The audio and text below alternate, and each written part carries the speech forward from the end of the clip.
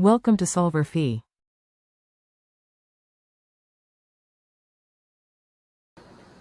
.72.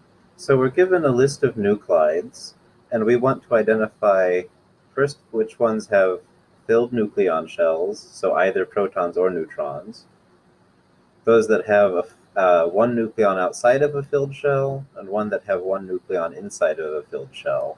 And so these can apply either to or both to protons and neutrons. So some nuclides can live in more than one of these, up to two of these categories.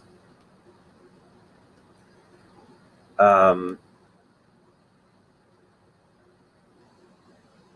so the general strategy for this is just to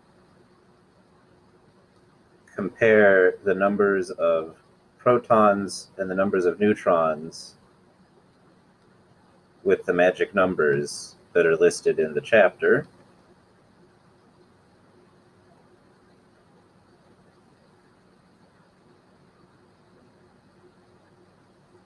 And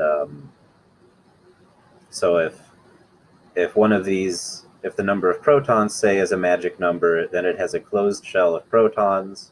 If it's greater than one, if it's greater than a magic number by one, then there's an extra proton outside of a closed shell.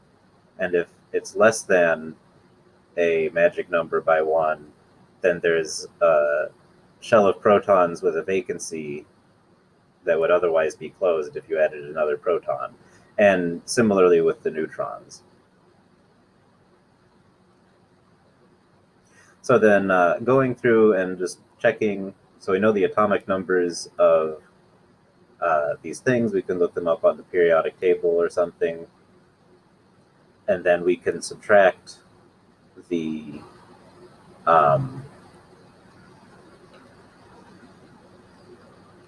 to get the number of neutrons, it's the weight number minus the number of protons. So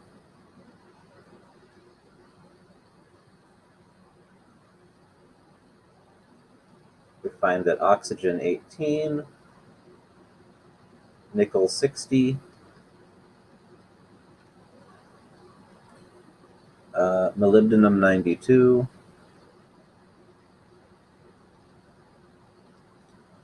samarium 144,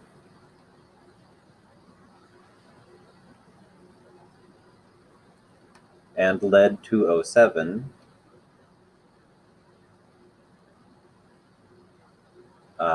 Each of these has a filled shell for either the protons or the neutrons, or possibly both. Now here, ones that have a proton or a neutron outside of a filled shell,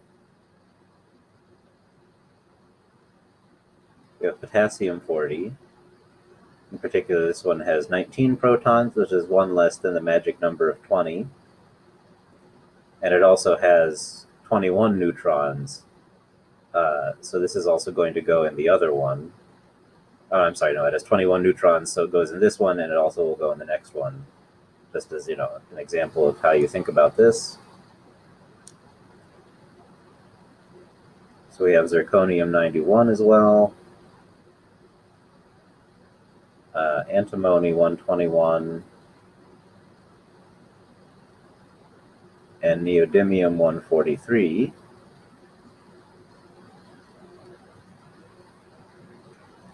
And then for the ones that have a vacancy, we already said that potassium 40 has a vacancy for the protons.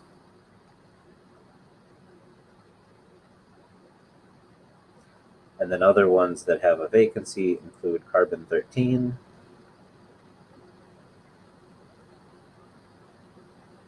titanium 49,